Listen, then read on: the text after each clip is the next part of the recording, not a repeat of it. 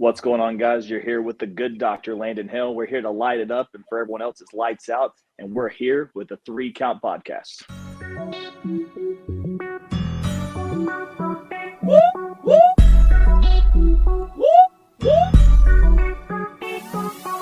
I'm in fashion, roll with cold passion. Welcome everybody to another great edition of the 3 Count Podcast presents Now Into Ring, and I'm your host, Clifford Red Dog Miller, the man that leads you up that mountain called wrestling.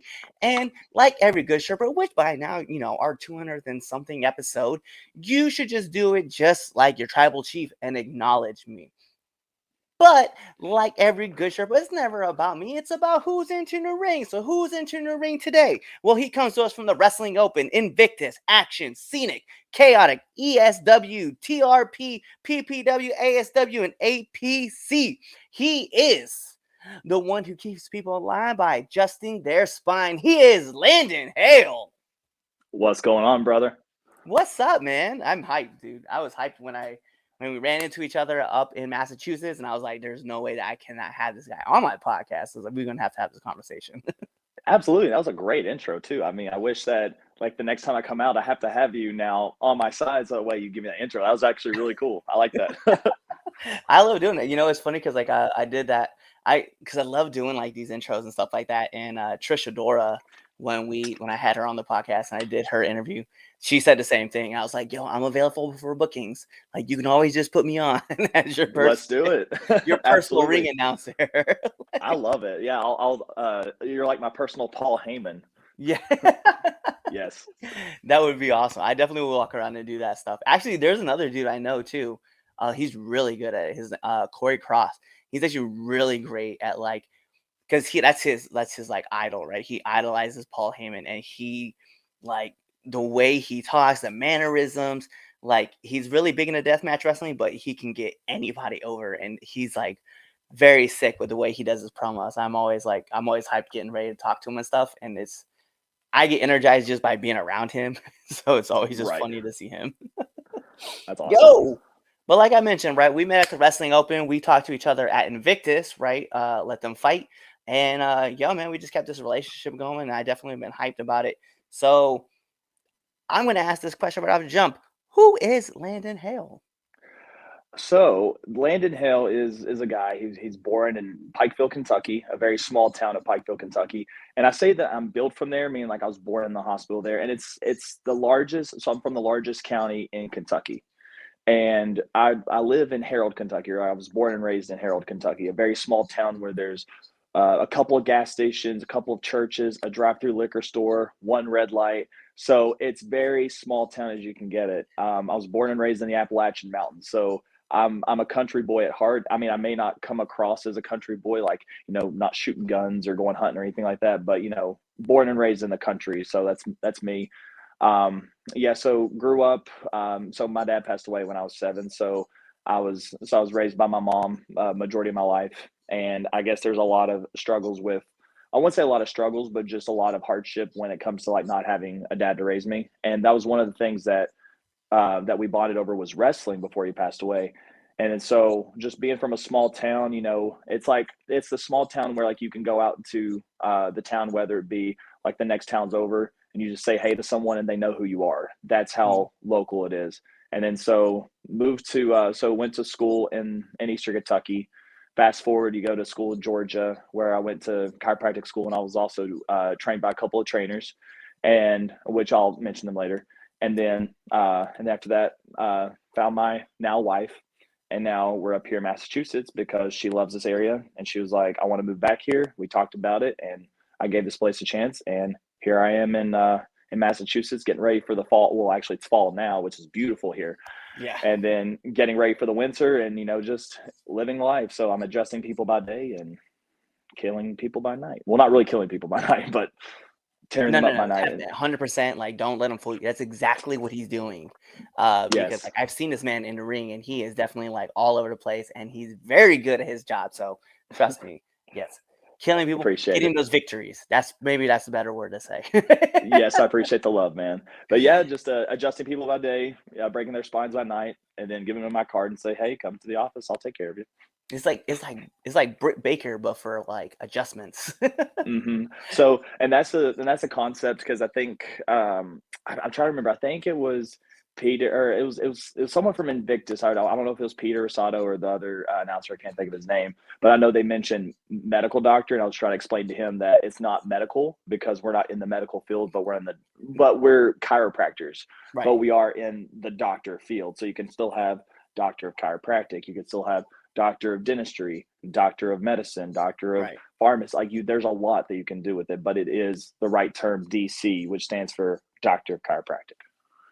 Nice. Well, I see. It's funny too because like you mentioned, like growing up from like a small town in Kentucky, right? And I can relate because I grew up in a small town in Nebraska, right, of like 1,200 people.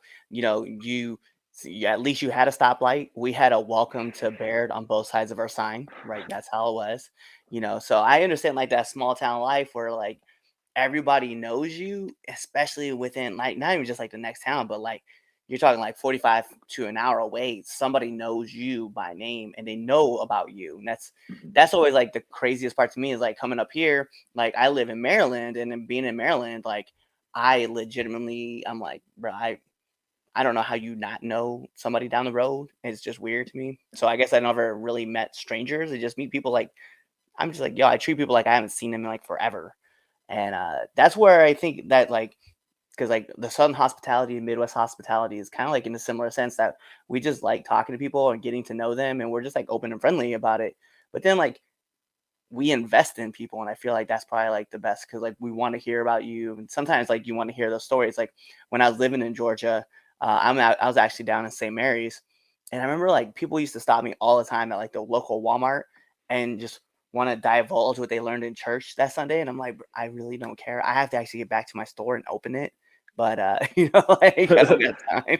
Like I didn't want to be rude, but I was like, I'm sorry. Like I do understand where you're coming from. And I remember like my wife got driven crazy because she's from Massachusetts as well, and living in Georgia was just like a culture shock to her. And she's like, I don't like it here. She's like, I gotta move.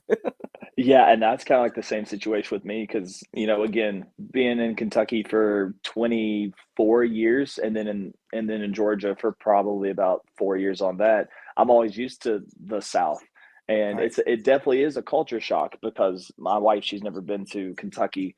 And I remember we were getting ready to drive somewhere, and I believe we're at a red light, and these guys next to us were like, "Excuse me, do you mind if we get in front of you? We got to get over into your lane to go to Walmart, take this exit." And they're like, "Yeah, sure."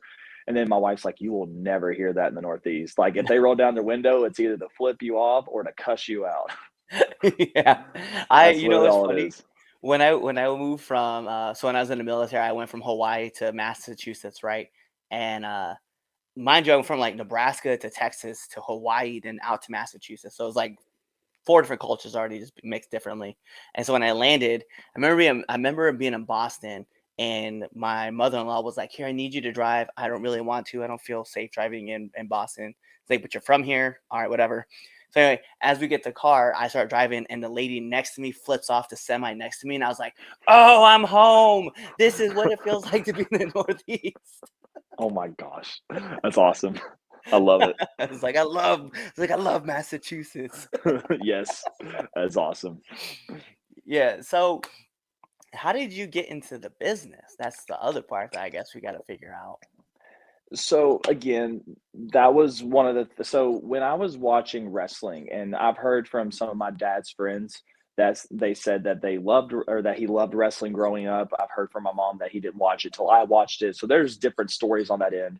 But I do know that we did watch and we shared watching WCW together. That was more of our thing was WCW versus WWF, and I was more of a luchador favorite wrestlers like Psychosis, Rey Mysterio, like the high flyers like Chris Jericho and Eddie Guerrero. He was more of like the NWO, like the bigger men like Kevin Nash, Hulk Hogan. And so with that being said, I remember watching like this is old school now VCRs where no one will know what a VCR is, but but we pop in the old VHS tape, and it was like an old school WCW Bash at the Beach like compilation of different matches.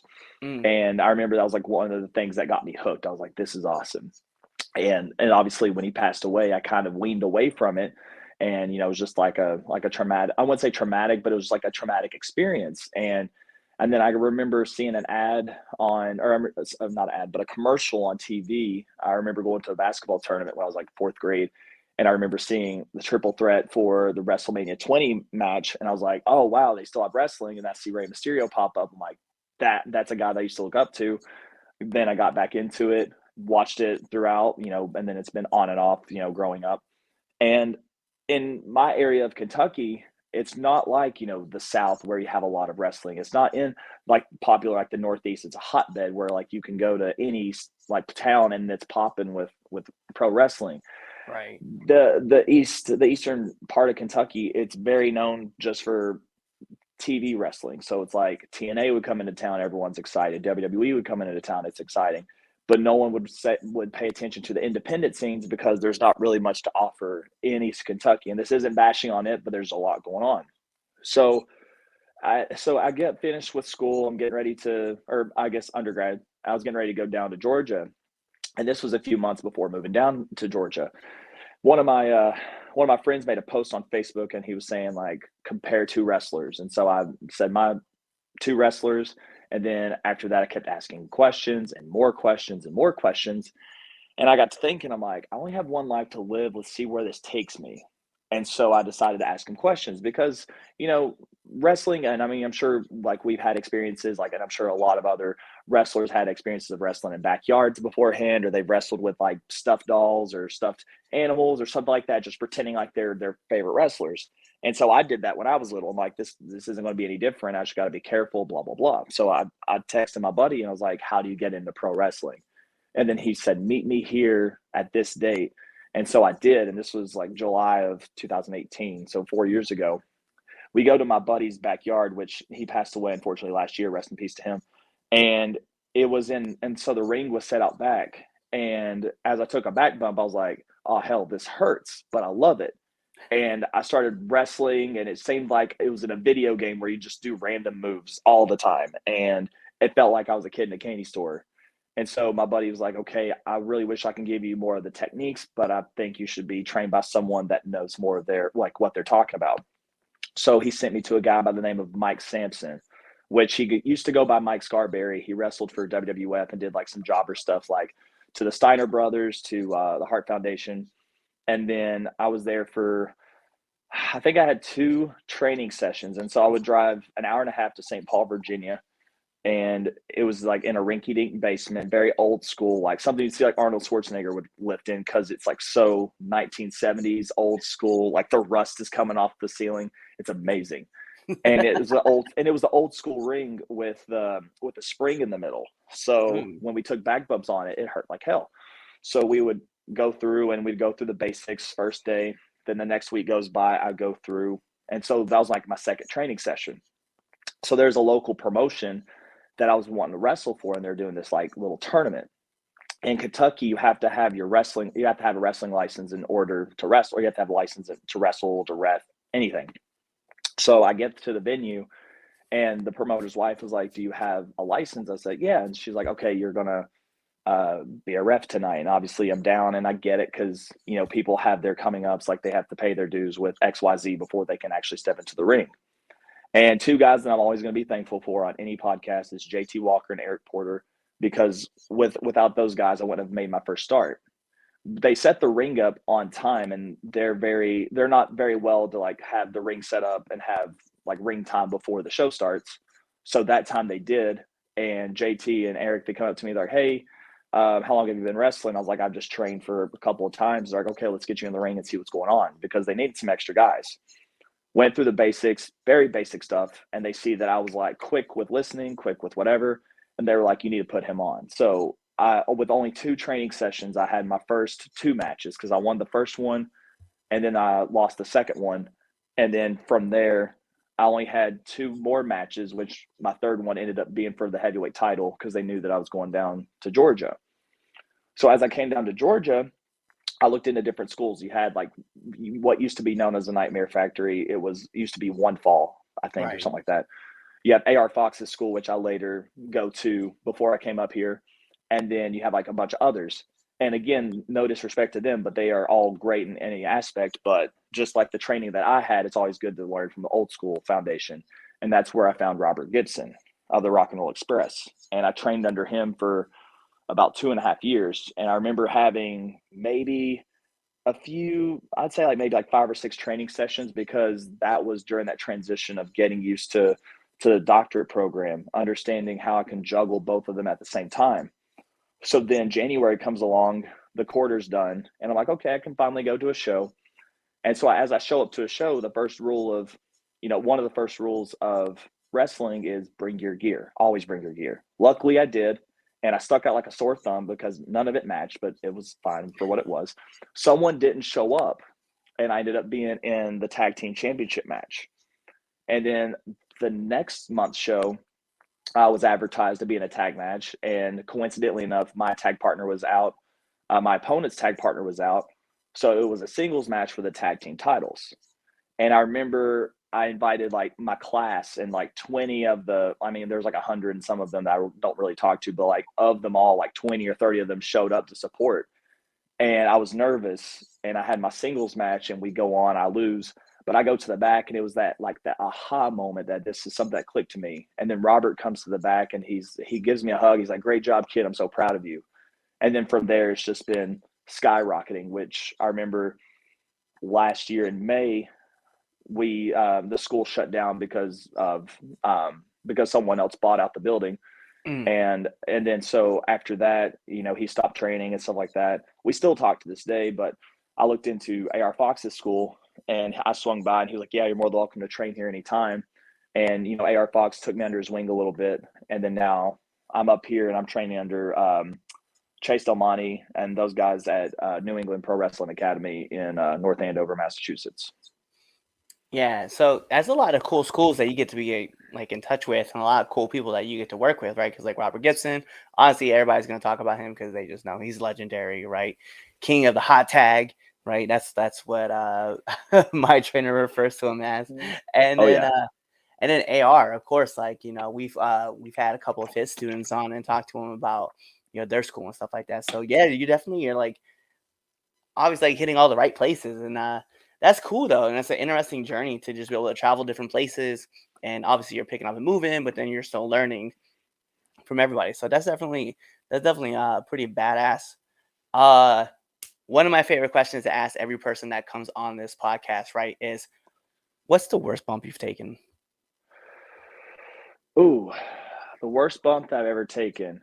So I would see. I really wanted to make a joke and just be like this one, because this is the one that caused me to break my wrist. But I'd say I don't know. I really don't have that many bad. I would say like the outside, like the outside apron, like the outside row, or outside of outside of the ring. Like, I guess, I mean, it's not that bad. I've taken a bump on on sand at a beach, which it wasn't bad. Mm-hmm. Probably the worst bump I've ever taken was probably a poison rana, but those aren't even that bad. Right. Yeah, so I'd probably say the poison rana, but to be honest, all my bumps that I've taken aren't really that bad. I mean, I will say though, there has been some that's knocked the wind out of me, where it's like you get up so high, and then like, because sometimes it does have that trampoline effect where like it lands perfectly and you're like, okay, it's not that bad. But there's other times where as it comes up and then as it lands, it kind of lands awkward, and then you're just like Yep. like it knocks the wind out of you. So I've had some of those moments, but nothing like too crazy of bumps, because I really haven't been in any type of like specialty matches, I guess, if you want to call them, or special matches, like no ladder matches or anything like that. It's always been singles or tags. Yeah. No, I definitely can. I can relate. I know I did a carrot since I was giant senton from like the top rope, Ooh. and it was like the second training practice that I've ever done, and I was like, I can do this because he can do it, and I did it, and I was like, I remember looking at my trainer. My trainer was me. He's just like, so what did we learn? I was like, we're never doing that again. Yeah. Ever.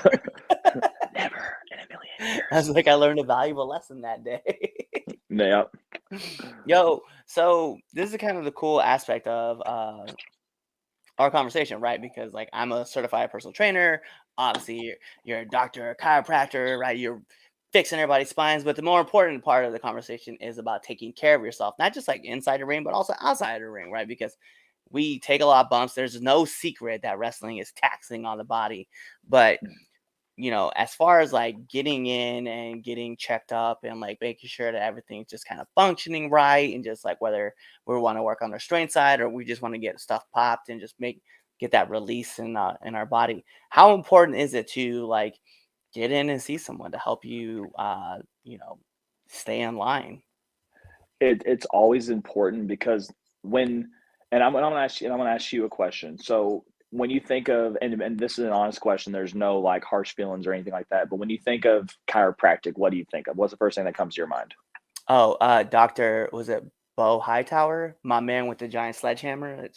He be on Yeah. YouTube right now. I wasn't expecting that. No, but like usually the first people would think is like neck pain or back pain. And the thing is that yes, we do fix those, but it's also goes deeper than that because at least from my standpoint, because you see people nowadays like they have YouTube channels where they adjust, and I'm sure they do the adjustments to take care of them, but majority of the people they want to get on there because they're addicted to like the popping noises. That's what they're Right. addicted to. Our thing is that we want to make sure that your spine is in the best alignment possible. So I'll give you like a very quick rundown of chiropractic. So when you look at the spine from the front, it's supposed to be straight up and down, and then from the side, you're supposed to have curves. You're supposed to have a nice curve in the neck and a nice curve in the low back, and it curves forward, and then a curve in the mid back that curves to the rear. Anytime your spine gets misaligned and it puts pressure on the nerves, that's what we call a subluxation. That's not a known term in the real world, but a subluxation is a misalignment in the spine, puts pressure on the nerves, and those nerves not only go to every muscle in the body, but it also goes to every organ in the body. So it goes to the heart, the liver, the kidney, you name it. So if someone ever tells you that they're like, no one's ever told you that their thyroid hurts, right? But they may tell you that they have a thyroid condition. And it's Mhm. because if there's a subluxation or misalignment, puts pressure on the nerves. The nerves are not working at 100%. So therefore, it's not feeding to the organ at 100% for it to work at 100%. So Mm. you're not going to have pain. You're just going to have poor organ function. So you may have nerves that are not working to the heart correctly. You may have arrhythmias. You may not have the nerves working to the lungs properly. You may have asthma or bronchitis, and there's so on and so forth. So the best example that I can give is like headaches. When people think of headaches, they usually go get medicine or over the counter medicine just to make sure. But what it's doing is masking the symptoms, and you're taking it every single time. And also on top of that too, it's adding extra effects onto the liver. It's damaging the organs itself. Whereas what we do is we find the root of the problem, we find that subluxation, and then we make sure we get it into alignment so the way your spine, your nerves work at 100%. So, with that being said, it's always great to get your spine checked because nowadays, when people think of, chiropractors, again, they think just on a spinal level, they don't think deeper than that. And there's people that's been off of medications because they've been really well known under chiropractic care. And my mom, for example, she went to a chiropractor like years and years and years ago. But then, as you know, my wife and I were talking to her about the importance of chiropractic care and getting your body into the best shape possible. She would go see a chiropractor, and now some of the medicine she's been taking, she's actually weaning off of it. And so those are the benefits of actually getting your spine in checked. And people think it's a hoax, and that's not the case. It's the fact that we're getting your spine into the best shape possible so we can avoid surgeries, we can avoid hospitalizations, we can avoid medications. And so it's always good to get your spine checked so that way we can see that your body's working at 100%. So it's kind of like a dimmer switch on a light bulb. So like the dimmer switch that like with the dials. Yeah. So you turn that dimmer switch all the way up to 100%. That light bulb's going to shine at 100%. But let's say the dimmer switch is stuck at like 50 or 60%. That light bulb's not going to shine as bright as we want it to go. So what do? We can't just call the electric company and tell them to crank up the power. We're not God. We can't, control the power. All we can do is find that one thing that's going to cause that 50 to 60% of that power to turn up to 100%. So that way your body starts naturally healing itself from the brain to the spinal cord out through the nerves to affect the organs. And then it comes back into the brain saying, hey, we're working at 100%. So I hope that kind of like, I guess not really dumb it down, but just to make it in like simple terms for everyone that wants to understand chiropractic care.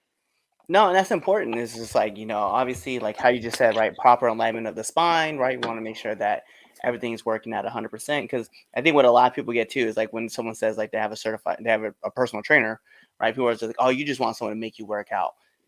sometimes that's the case, but other times it's like, we want to make sure that you're having proper form, because one thing that can happen, right, is if you're lifting heavy weights and you're using bad form, slip a disc, no problem, or you can, damage a muscle. And so the idea is that when, as far as like wrestling goes, and that's one aspect of it, right? If we're taking a lot of bumps and stuff and our back isn't like equipped to handle that stuff, sometimes like adding more muscle to it or getting checked out, make sure everything's in alignment, right? That everything is working properly so that when you do take those bad bumps, like it's not as bad as what it could be, right? Like we've seen people take some pretty gnarly bumps and like just jack their spine all up, right? And then, they go in, they have to get surgery, and then they go through PT, and then they have to get through care, and then they go through training, right?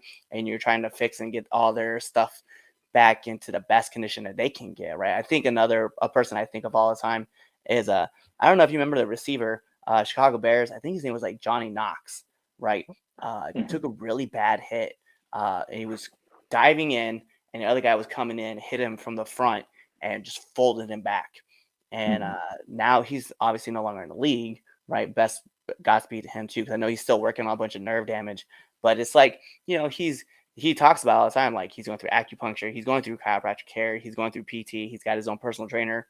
Like the Bears are like helping him with everything that he's got going on. But it's like, like you got to get checked out, and you got to make sure that like whatever you're doing in life, right, you have someone there to coach you because it's important. Exactly, and on top of that too, it's always good to have because when people think of chiropractics or like chiropractors or chiropractic, they think that we're just, disregarding everything else, and we're not because there's always a time and place for medicine. There's always a time and place for hospitals. There's always a time and place for PT. Hell, like after I get out of this, I'm more than likely gonna have to I'm definitely gonna have to go see a physical therapist because there's always a time and place for people with what they do. And I'm very thankful for everyone that's going through or that is a physical therapist or that is doing something within the medical field. And so it's never a knock on any of those professions. It's just if we can be that first line of defense so that way you don't have to worry about it, then it's like, okay, then we're doing our job. But if we see that, results may not happen within like the first day. And that's something else that people need to understand too, is that one adjustment is not going to help your problem. I mean, you may feel good after, or you may feel sore after. It's just like going to the gym. You work your legs out so much that the next day you're going to feel sore. Same thing with your body, with your spine, because it's not used to those types of movements.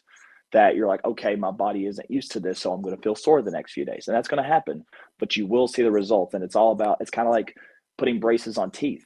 In 1, 2, 3 years, it's going to get the teeth to go straight. Same thing with your spine. If we want it to be in the best correction, it's going to take time, but it's your health, not so much your spine, but it's your health.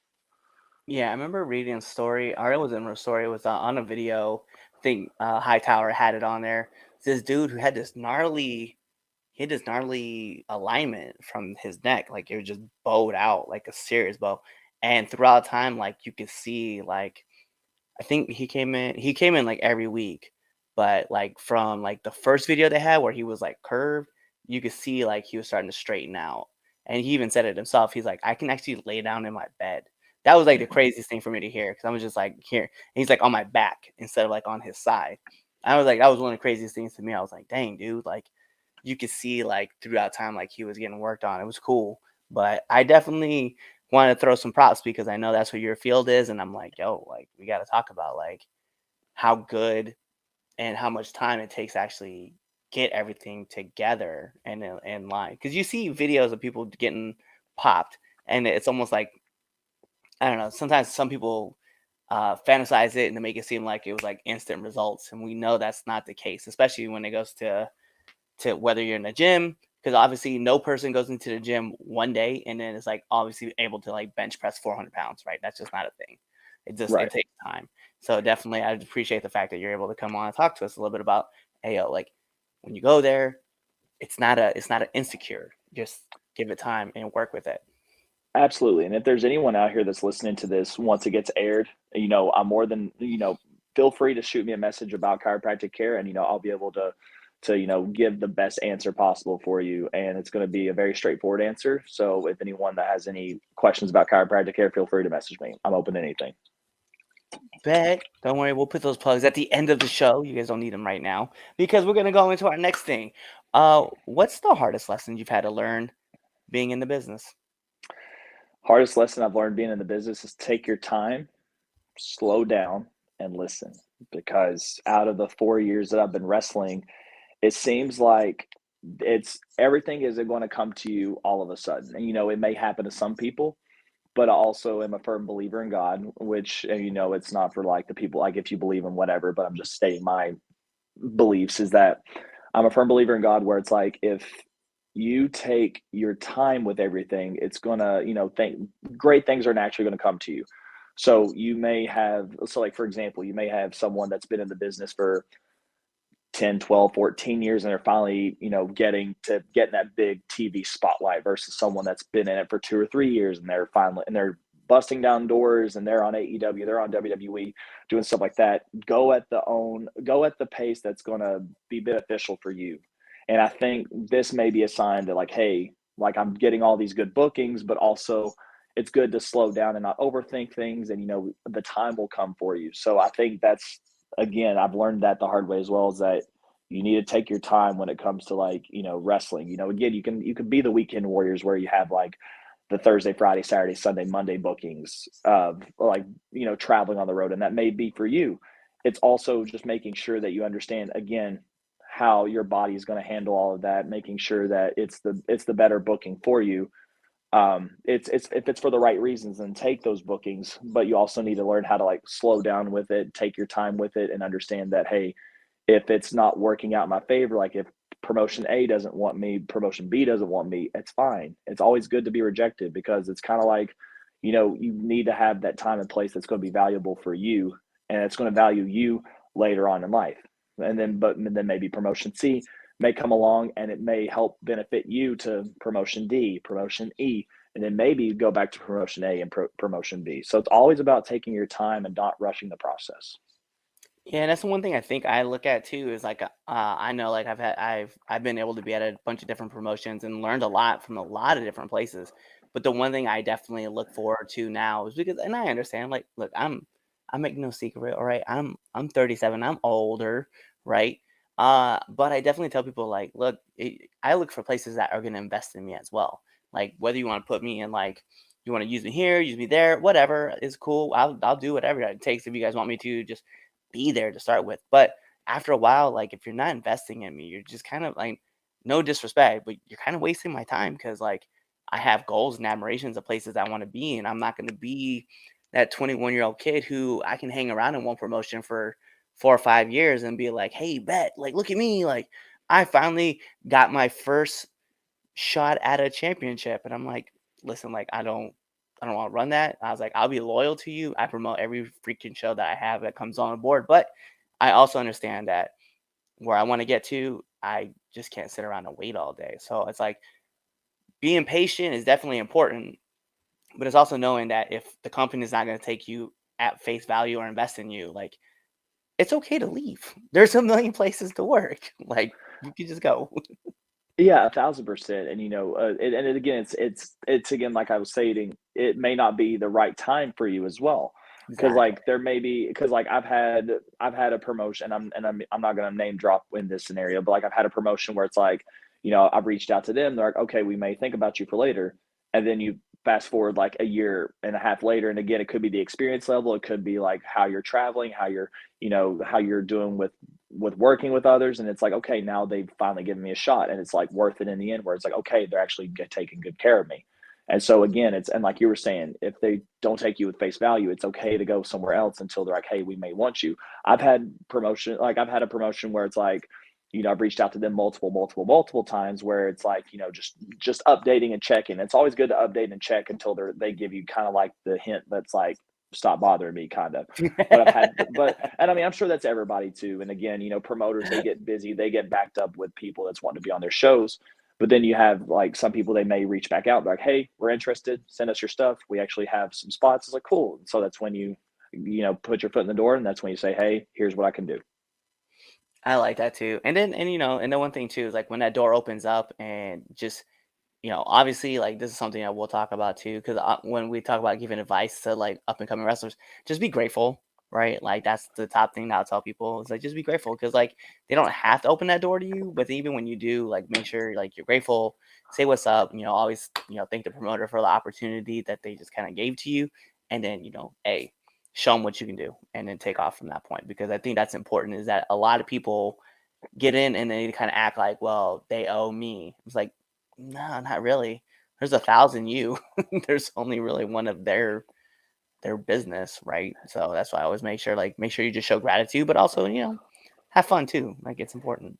Yeah, and it's always good to, and I'll also piggyback on that too. It's always good to travel to different places because again, when I moved up to the Northeast, like, and I'll also give a shout out to Matt Griffin. He's the owner of Action Wrestling. He was trying to get some momentum going down here in the South for me, and also at Paradigm. Shout out to Doug for and Cam for Paradigm. They were trying to get some momentum built for me because of IWTV is a popular platform to be on. So they were trying to build that up for me before I move up to the Northeast. Some people it's heard of me, but they have so much talent up here. It's saturated. It's like they don't have to pay attention to the South. So when I moved up here, I did travel to Buffalo, and I did the pre-show for ESW, and then I traveled to Richfield Park for We Are Wrestling, and I did the Jay Lethal seminar, and Jay Lethal picked me and three other guys to be on the show for the pre-show, and then now with that opportunity, I took a risk on myself, and now, unfortunately enough, I was supposed to be on the We Are Wrestling show. It was supposed to be cool, but now this. But no, but it's still like it still shows that like with those connections that you've made, and also with being at Empire State Wrestling, I've got to talk with another promoter that's wanting to bring me in the future. And so it's always good to make those connections. And it's always about, being there and showing that you're interested. And with those risks, it always comes with a great reward. Yeah, definitely. I know, like for me, uh, there's actually this massive event coming up. A lot of people know about what's going on. Clash of Champions. We talk about it a couple times, Mhm. but yeah, it's definitely gonna be cool. I'm sorry, Contest of Champions. It's Yeah, definitely gonna be massive. It's a big move. A lot of promotions gonna be there, and you get this opportunity to kind of showcase yourself in front of like I think it's like 30 or 40 different promotions are gonna be there. So it's like if go obviously, but I love the fact that you mentioned the Jay Lethal seminar because that's the one thing I think a lot of people kind of miss out on too is that you don't even have to have like the biggest names out there, right? There could be just like the local talent that's there and like really kind of legend to it, but is well known around like the area, like the entire area. Like, hey, just go pick their brain and ask questions because at the end of the day, there's only two things they're gonna tell you. They're gonna tell you either no or they're gonna tell you yes. They're gonna give you like a download of information. So, like, don't be afraid to ask questions and you know pick their brain at it. absolutely. And I agree with you on that aspect as well, because you'll have these guys like, and again, you may not have like the guys backstage where it's like that used to be on WWE or that's on AEW, but you may have these old school Hall of Famers that they're sitting there and they're waiting for you guys to talk to them. Like Robert Gibson, for example. Like even though I'm trained by him, like sometimes I'll still ask him about like reason why people do this, reason why people do that. I always ask. I love for to pick people's brains, and I think that's another important aspect of wrestling is always pick people's brains that's been in this longer than you, because leave your ego at the door. Because there are times where it's like if people ask me sometimes, hey, watch my match. I've been in this for 4 years, so it's like I'll give you the best critiques that I can. Thank you.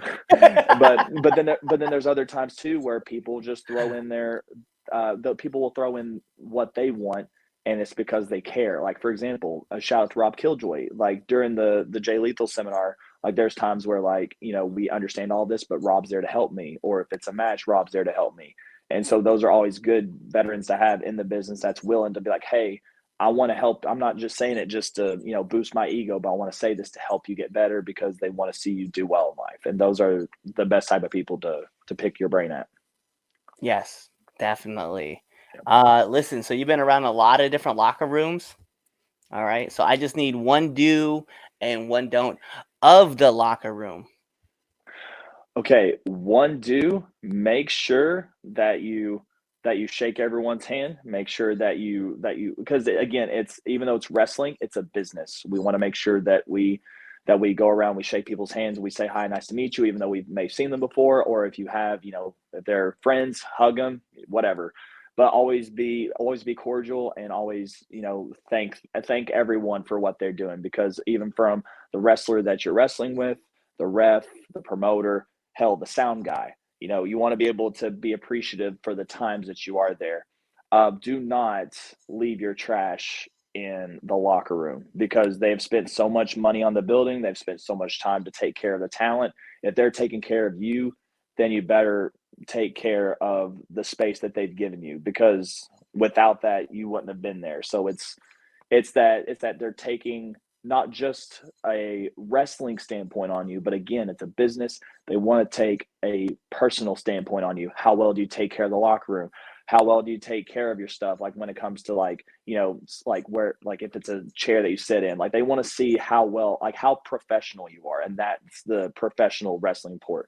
Like they have wrestling where it's taking care of your opponents in the ring or stuff like that. It's always the professional portion of making sure that you take care of business in a very professional manner. And then that will go a long way.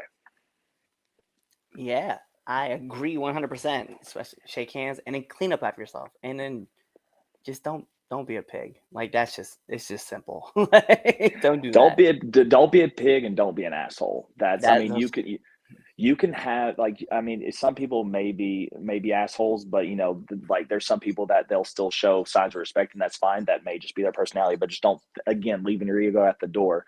Don't act like you're the best thing since sliced bread. Just go out there and just, be grateful to people, because again, they're giving you the opportunity.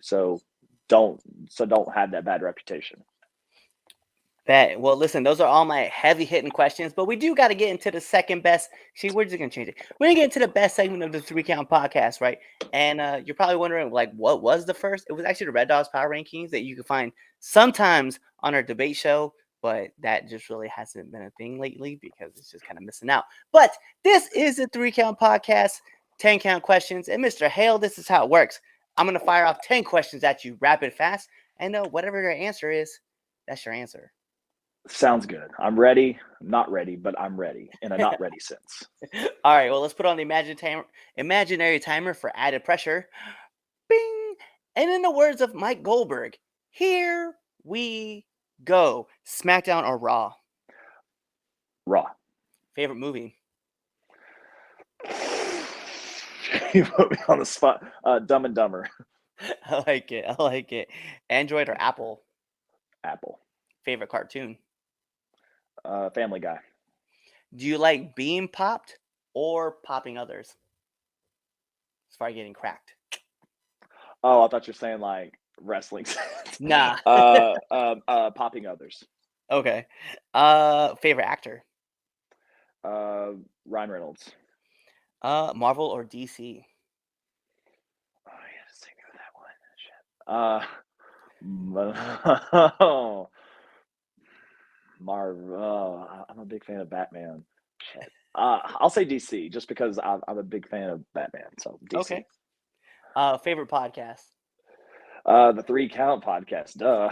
Right? Yeah, it's not like we don't have this like marketed everywhere around this screen. Yes. Nominate one person that you want to see on this podcast. Aaron Work. I like it. And then last but not least, my favorite question to ask every single person who comes on this podcast. Favorite curse word? Shit. It's a great word. It's super Yeah. universal. Yes, of course.